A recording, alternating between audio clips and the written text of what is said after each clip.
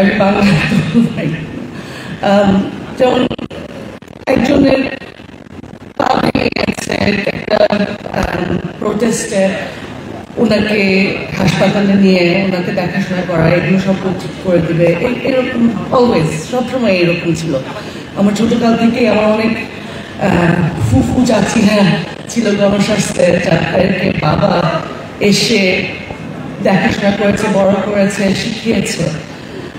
এইটা আমার সবচেয়ে বড় স্মৃতি বাবাকে নিয়ে। তাছাড়া আমার বাবা আমাকে শিখিয়েছে যে একটা ফ্যামিলি শুধু রক্তের না, ফ্যামিলি অনেক মানুষ হতে পারে। সো গণস্বাস্থ্যের সবাই আমার ফুফু চাচা এরা ছিল। আর এটা এখনো সত্যি। আমার সবচেয়ে ক্লোজ ফ্রেন্ড কণা হলো কাশিম চাচা, বাবার খুব ক্লোজ ফ্রেন্ড,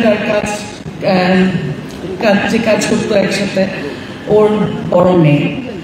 আর আমার বাবার লাস্ট যেই কথা আমার সাথে, মারা যাওয়ার এক দুদিন আগে কণা ওর পাশে দাঁড়িয়েছিল।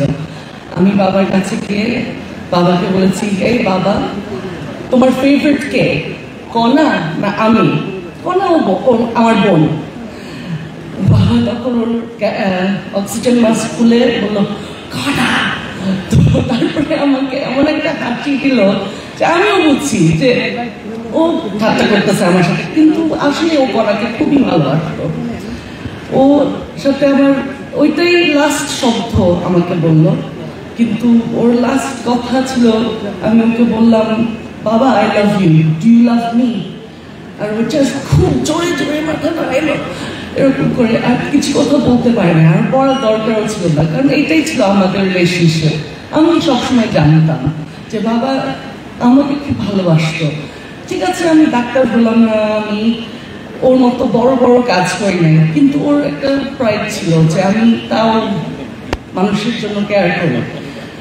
আর বাবা এটাই, বাবার ছিল এটাই, আসল মেইন জিনিসটাই ছিল যে মানুষকে ভালোবাসতো। অনেক ধন্যবাদ আপনাদের সবাইকে যে আপনারা আসছেন এই প্রোগ্রামে। আমাদের পুরা ফ্যামিলি থেকে আমার ছোট ভাই বারিশ চৌধুরী, শিরিন হক, আমার মা, আর আমার নিজস্ব মা সু চৌধুরী থেকে আমরা খুব অ্যাপ্রিসিয়েট করি যে আপনারা সবাই আসছেন।